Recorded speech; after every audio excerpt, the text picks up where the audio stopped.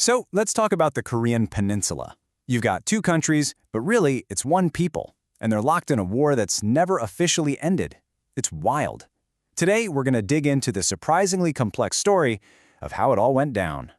So here's the big question we're tackling, right? How on earth did one country split into two incredibly bitter enemies? And the real kicker, why are they still technically at war all these years later? I mean, think about it today. There are no diplomatic ties. There's a border that's literally sealed with walls and barbed wire. But the most unbelievable part? They have technically been at war for more than 70 years. Just let that sink in.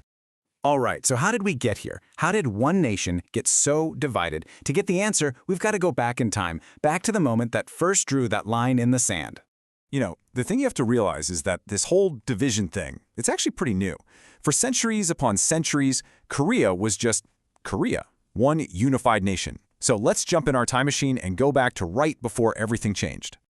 Okay, so picture this. Early 1900s. You've got the Korean Empire, one unified nation. But then, in 1910, the expanding Empire of Japan comes in and annexes the whole peninsula. For the next 35 years, Korea is under Japanese rule. That all ends in 1945 when Japan surrenders at the end of World War II. Now, you'd think this would be a moment of total celebration, right? Liberation. But instead, this is where the seeds of division were planted. So, Japan is out of the picture. And suddenly, Korea's future isn't in its own hands. Nope. It's in the hands of the world's new superpowers. And their big idea? Their solution was to just draw a line on a map, a line they called temporary. So, as World War II is wrapping up, you have Soviet troops pouring into Korea from the north and American troops coming up from the south. The U.S. got worried that the whole peninsula would fall under Soviet control, so they made a proposal. Hey, let's split it, just for a little while, for joint administration. And that key word there, the one everyone was supposed to remember, was temporary. And the line they picked, the 38th parallel, it was completely arbitrary. I mean, it wasn't based on culture or history or anything really. It was just a convenient line of latitude on a map. It was only ever meant to be a simple administrative line, not a permanent border between two new countries, or at least that was the plan.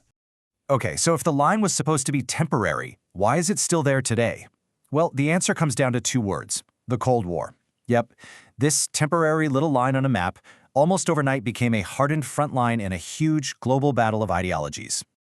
And just like that, two Koreas popped into existence. Each one basically a mini-me of its superpower sponsor. Up north, you get a communist state, backed by the Soviet Union and China. Down south, a capitalist republic, supported by the US and the UN. But here's the most important part. Both of these new governments claim to be the one true ruler of the entire peninsula. So they weren't just neighbors, they were mortal enemies in a winner-take-all fight for the future of Korea. So you've got two governments, both claiming the exact same piece of land. A collision was bound to happen, right? It was inevitable. And this is what set the stage for the absolutely devastating Korean War. The very same war that technically never ended.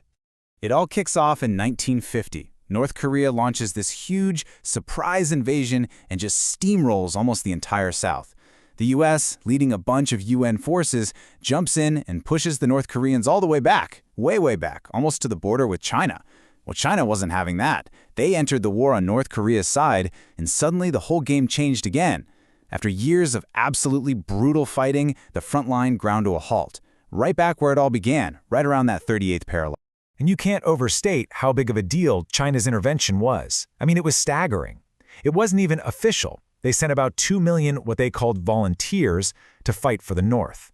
Meanwhile, the Soviets were supplying all the military gear. This massive flood of soldiers is what turned the tide and created that brutal stalemate. So you have this stalemate. Nobody can win. The fighting finally grinds to a halt, and how it stopped, this is the absolute key to this entire story. A decision was made to sign an armistice, but a peace treaty? That never happened. Okay, so let's be super clear about what an armistice actually is. It is not a peace treaty. Think of it as a truce. It's basically everyone agreeing to put their guns down and stop shooting. It hits pause on the war, but it doesn't officially or legally end it, not at all. And that one single fact, that little detail, is why North and South Korea are still technically at war today. That armistice in 1953 created the ceasefire and that demilitarized zone, the DMZ, that we all know. But because the peace treaty was never ever signed, the war never officially ended. It's just been on pause, a very, very, very long pause. So that leaves us with this big, lingering question, doesn't it? A line, just a line on a map, drawn as a temporary fix more than 70 years ago, has caused decades of conflict and kept millions of people separated. So you have to wonder, can this temporary division ever really truly end? And honestly, that remains one of the biggest unanswered questions of our time.